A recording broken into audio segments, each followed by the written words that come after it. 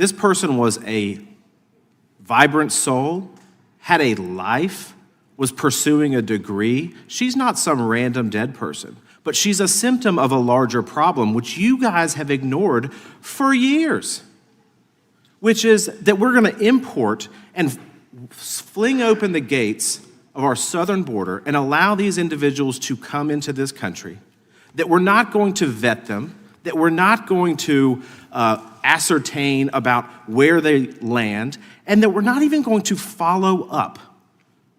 The gentlelady from Wyoming introduced into the record a Homeland Security report. There's a Health and Human Services report about all of the systemic failures of the last administration.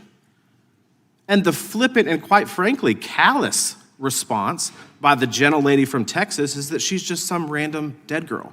Now, she just walked out of the room, so I guess she didn't want to hear this. But her mother, if you want to talk to her mother, which I encourage you to do so that you understand who she was, here's a quote from her mother that she was texting with me.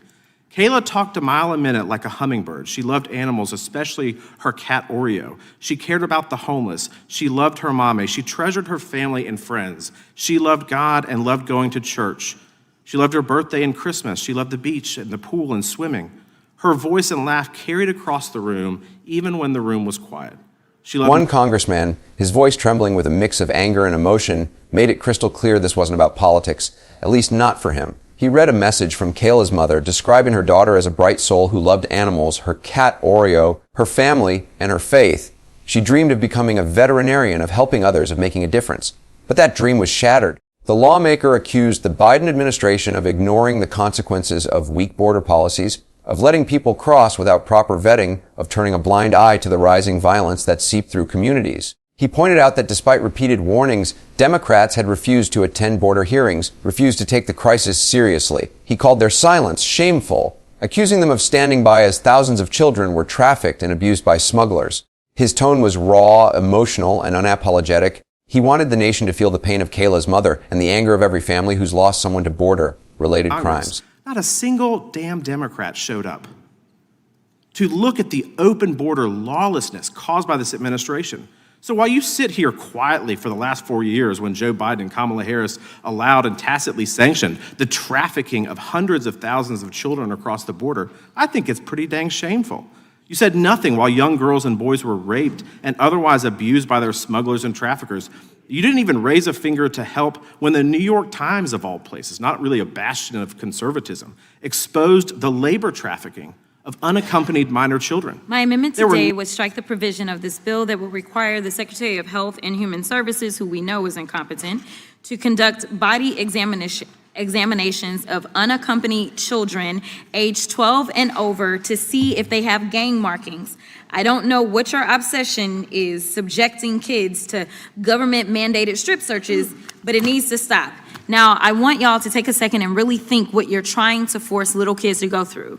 This has to be the third time y'all have tried to push a bill that would give the federal government legal authority to put kids in compromising, traumatizing situations. Whether it's immigrant kids or trans kids, every chance you get, it seems like you want to force the government to look at little kids' bodies. Now, let me put this differently. You want to give some stranger, a federal government employee no less, for all of you small government folks over there on the other side of the aisle, free reign to examine little 6th or 7th graders for some obscure thing that isn't even conclusive evidence that they're in a gang. I mean, this is kind of insane. She didn't mince her words. What is your obsession, she asked, with putting little kids in situations like this? Her argument was raw and emotional, but it carried logic. She pointed out the hypocrisy of her Republican colleagues who constantly brand themselves as protectors of children while pushing a policy that, in her words, forces them into humiliation under the government's authority.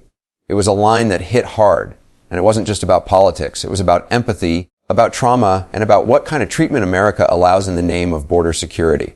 Crockett went even further, drawing a sharp comparison. If any of her colleagues' children were subjected to such an examination overseas, they would lose their damn minds. That example landed like a thunderbolt. It was a way of forcing everyone in the room, and everyone watching, to imagine the same situation happening to their own kids. And that's when the debate stopped being theoretical. It became human. It became real.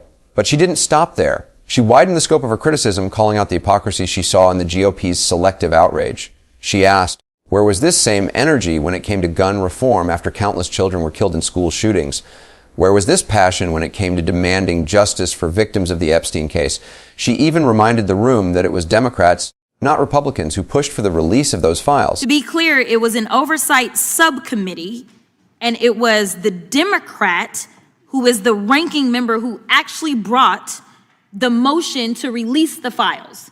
It just so happened that there were enough Republicans on that subcommittee, seemingly more than on this full committee, that had the courage enough to actually vote with the Democrats. But let me be clear, this was Democrats leading. This was the tail wagging the dog, so I don't want y'all to forget that part. Don't go around claiming that y'all are the heroes because now there's supposedly files that are coming out. It was the Democrats that led that, just to be clear. Now, but Democrats, led by voices like Jasmine Crockett, fired back with equal passion. They claimed Republicans were exploiting tragedy, turning personal grief into political theater. They said this wasn't about compassion for victims. It was about control. Crockett and her allies insisted that government strip searches, harsh detention policies, and emotional manipulation were not solutions, but symptoms of a broken system that dehumanizes vulnerable children. To them, true strength wasn't in punishment, it was in empathy. And in that fiery exchange, you could feel how divided the nation really is. Both sides claim to be fighting for justice, yet they can't even agree on what justice looks like. Is it tougher laws and tighter security, or is it protecting human rights and preventing trauma? Which matters more, defending national safety or defending human dignity? The irony is that both sides claim to care about the same thing, protecting lives, but their methods, their language, and even their tone tell two completely different stories. And perhaps that's why these debates feel endless, because both parties are speaking from pain, but neither is truly listening. I don't remember y'all bringing bills in the names of any of these itty-bitty children.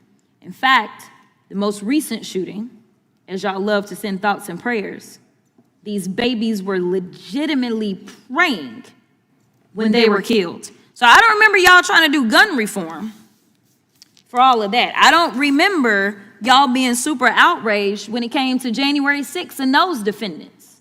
Well over 1,000 defendants. And we're talking about they beat up on law enforcement. Now y'all love law enforcement. You love some ICE. Now that ICE is going around thugging everywhere. But nevertheless, I don't remember y'all even having the courage to say, yes, put the damn plaque up. That was signed into law. Y'all won't even do that. So don't tell me that y'all are here being the champions for everybody. You are very selective. So yes, it is a game.